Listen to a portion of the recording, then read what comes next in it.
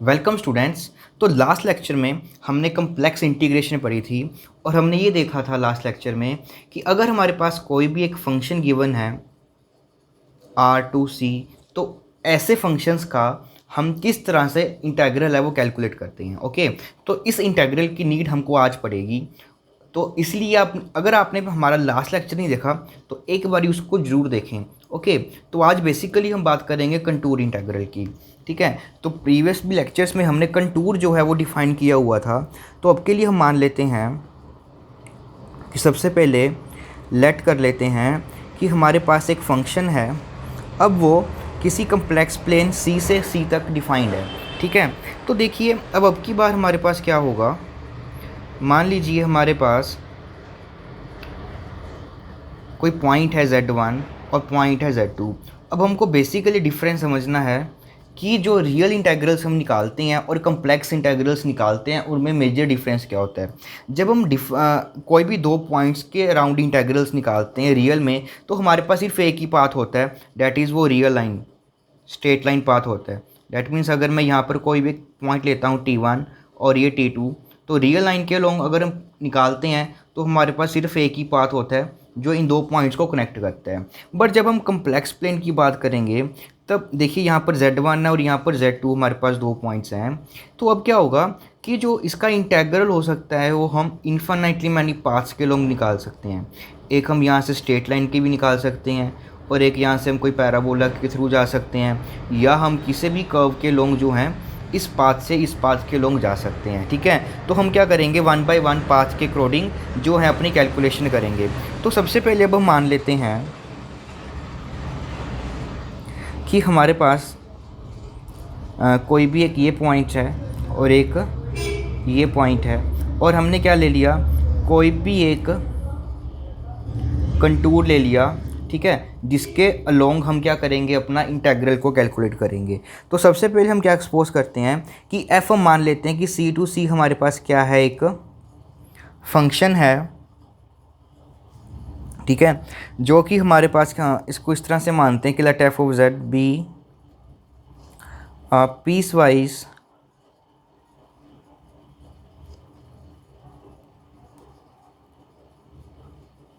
Continuous function है हमारे पास ऑन कंटूर। हमने कंटूर को डिफाइन किया gamma of t which is equal to x of t plus iota y of t. ये हमने कंटूर डिफाइन कर लिया और टी हमने रेंज ले ली ए टू बी। ओके, देन जो इसका इंटीग्रल होगा, देन इंटीग्रल जो होगा हमारे पास F along contour gamma of t is defined by। तो हम इसका देखिए इस कंटूर के लॉन्ग उसका इंटीग्रल को हम कैसे डिफाइन करेंगे। ये हमारे पास इंटीग्रल की नोटेशन रहेगी, that is F of Z D Z, और जिस भी कंटूर के लॉन्ग हम निकाल रहे हैं वो ये रहेगा। ओके, तो बेसिकली हमारे पास जो ये कर्व है हमने उसको पैरामीट्रिक फॉर्म में चेंज किया हुआ है। तो यहाँ से हमारे पास वो एंड पॉइंट्स आ जाएंगे, that is a to b f. अब आपके पास क्या करना है, इस फंक्शन में आपको वो कंटूर इनपुट करना है। ठीक है, और साथ में आ जाएगा आपके पास gamma dash T into D T. तो ये हमारे पास एक तरह से वो रियल इंटीग्रल बन जाएगा जो हमने ये पढ़ा था, जिन फंक्शन की डोमेन R2C होती है। ठीक है, तो बेसिकली ये जो इंटीग्रल को अगर हम सॉल्व करेंगे, आपको एग्जांपल के थ्रू जब हम करेंगे तो इस इंटीग्रल में वो चेंज हो जाने वाला है, और इसको हम ऑलवेज ऐसे ही डिफाइन करते हैं, that is F gamma of T gamma dash of D T. Okay, तो आगे हम क्या करते हैं, कुछ एग्जांपल्स करते हैं जिसके थ्रू आपको बेटर अंडरस्टैंडिंग होगी कि हमने इस इंटीग्रल को कैसे कैलकुलेट करना है। तो देखिए हमारे पास एक हमको ये इंटीग्रल को कैलकुलेट करना है ओवर द कंटूर गामा, और फंक्शन क्या है हमारे पास जेड स्क्वेयर डी जेड, और जो ये कंटूर है वो हमारे पास क्या बोल रहा है कि कैसे उसको डिफाइन किया गया है कि वो एक लाइन सेगमेंट है फ्रॉम ज़ीरो टू ये। ठीक है, सबसे पहले हम इस पाथ के लॉन्ग निकालेंगे और उसके बाद किसी दूसरे पाथ के लॉन्ग भी इसको कैलकुलेट करेंगे। तो सबसे पहले देखिए ये हमारे पास एक 0,0 पॉइंट रहेगा और उसके बाद ये रहेगा हमारे पास पॉइंट 1 प्लस 2 आइटा।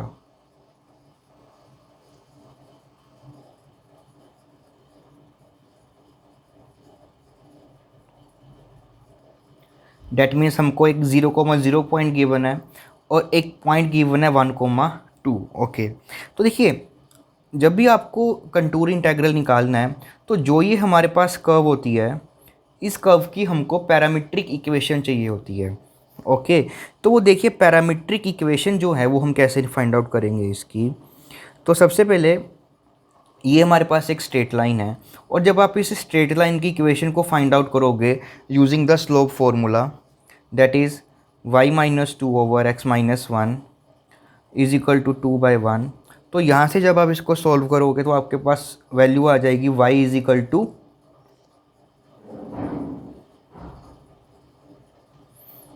जब हम इसकी इक्वेशन को सॉल्व करेंगे इस तरह से तो आपके पास y is equal to 2x जो है वो इसकी इक्वेशन आ जाएगी।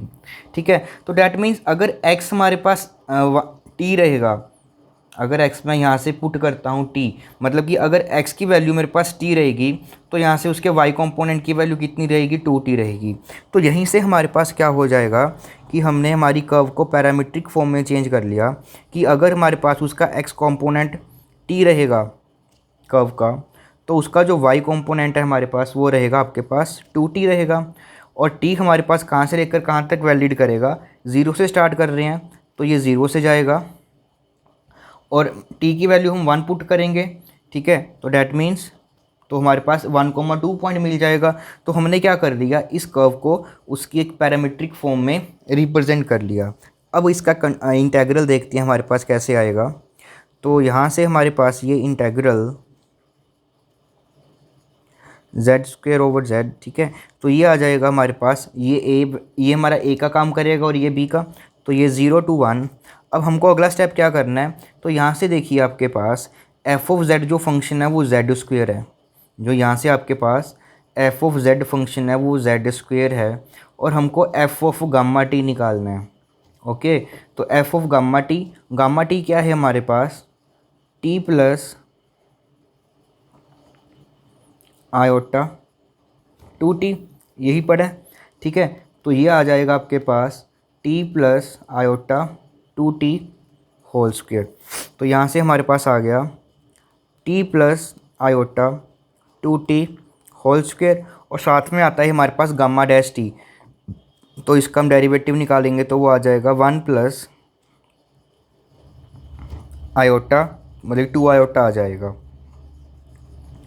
अब उसके बाद देखिए हम इसको सोल्व करते हैं। तो सबसे पहले मैं यहाँ से t को कॉमन ले लेता हूँ 0 to 1।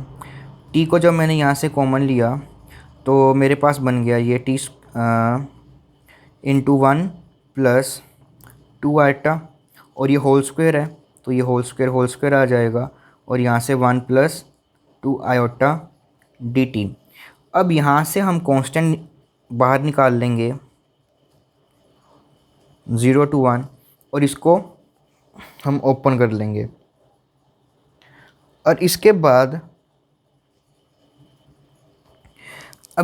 देखिए यहाँ से हम एक्चुअली में हमारे पास यहाँ से एक तो 1 प्लस 2 आयोटा कांस्टेंट आ रहा है, दैट इज़ 1 प्लस 2 आयोटा की होल क्यूब कांस्टेंट, ये पूरा का पूरा कॉमन आ जाएगा और अंदर बचेगा सिर्फ t² dt। तो इसको हम सॉल्व करेंगे, ये आ जाएगा आपके पास t होल क्यूब बाय 3 और इंटेग्रल्स आ जाएंगे 0 to 1 it's whole cube upon 3। Okay, और उसके बाद जब आप इसका होल क्यूब को ओपन करेंगे तो आपके पास जो आंसर आएगा वो ये आने वाला है। इसके होल क्यूब को जब हम ओपन करेंगे तो जो भी आपके पास आंसर आएगा वो आ जाएगा आपके पास -11 -2 आइटा अपॉन 3। तो डैट मीन्स ये हमारे पास उसके इंटेग्रल की वैल्यू आ गई है। तो ये हमने क्या किया, इसको इस पाथ के लॉन्ग कैलकुलेट किया था। अब हम यही इंटेग्रल निकालेंगे किसी डिफरेंट पाथ से। तो अब की बार देखिए हमारे पास जो पाथ है वो हमने चेंज कर दिया। अब जो ये पाथ रहेगा वो ये रहेगा, उसने हमको पहले ही उसकी पैरामीट्रिक फॉर्म दी हुई है, that is T square plus आईटा T. तो अब देखिए बिल्कुल उसी तरह से अब हम इसका इंटेग्रल निकाल लेंगे। तो ये रहा हमारे पास F of Z function and ये रहा गामा ऑफ टी। तो यहाँ से देखिए जो वेरिएबल है हमारे पास वो 0 to 1 वेरी कर रहा है, तो ये 0 to 1 आ जाएगा। और एफ ऑफ गामा टी, तो that is T square plus आईटा T, इसका होल स्क्वायर आ जाएगा। और साथ में इस गामा डैश टी, इस कर्व का derivative that is 2t plus iota into D T. तो अब इस इंटेग्रल को सॉल्व करने के लिए हम थोड़ा सा इसको सिंप्लीफाई करते हैं। सबसे पहले मेरे पास t कॉमन है, तो मैंने t कॉमन लिया यहाँ से, तो मेरे पास अंदर बच जाएगा t प्लस आयोटा, और उसके बाद उसका स्क्वायर भी है तो हमने इसका स्क्वायर कर दिया। तो ये बन गया हमारे पास 2t plus iota into D T. तो अब की बार हम क्या करते हैं, यहाँ से इसको थोड़ा सा सिंप्लीफाई करते हैं, ओपन करते हैं चीज़ों को। तो देखिए यहाँ से 0 to 1 आ जाएगा हमारे पास। तो ये टी स्क्वायर, जब हम इसको स्क्वायर को ओपन करेंगे तो हमारे पास आ जाएगा T square -1 plus 2t iota, और साथ में हमारे पास 2t प्लस आयोटा आ जाएगा।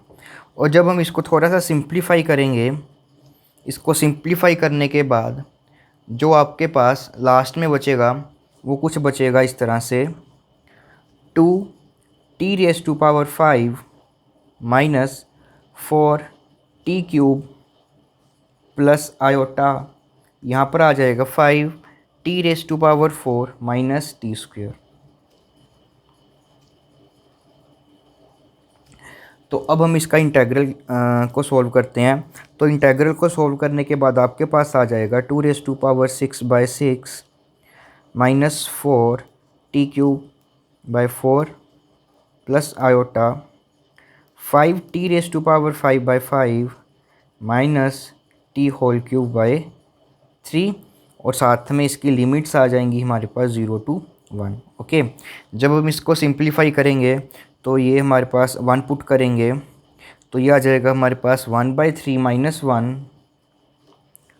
प्लस आयोटा 1 माइनस 1/3, और 0 पुट करेंगे तो वो 0 ही रहने वाला है। ठीक है, तो लास्ट में हमारे पास जो आंसर आ जाएगा वो आ जाएगा -2/3 प्लस आयोटा 2/3। तो इस कर्व के लॉन्ग निकाला इस फंक्शन का, तो हमारे पास जो इंटेग्रल आया वो ये आएगा आपके पास। ओके, तो होप सो आप सभी को कंटूर इंटेग्रल कैसे निकालते हैं वो अच्छे से समझ में आया होगा। तो नेक्स्ट लेक्चर में हम कुछ और एग्जांपल्स भी करेंगे कंटूर इंटेग्रल्स की।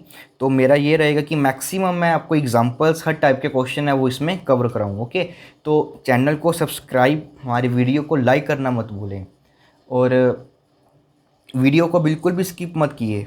ठीक है, पूरा का पूरा अगर कंप्लीट वीडियो आप देखेंगे तो आपको कोई भी प्रॉब्लम इसमें नहीं आने वाली।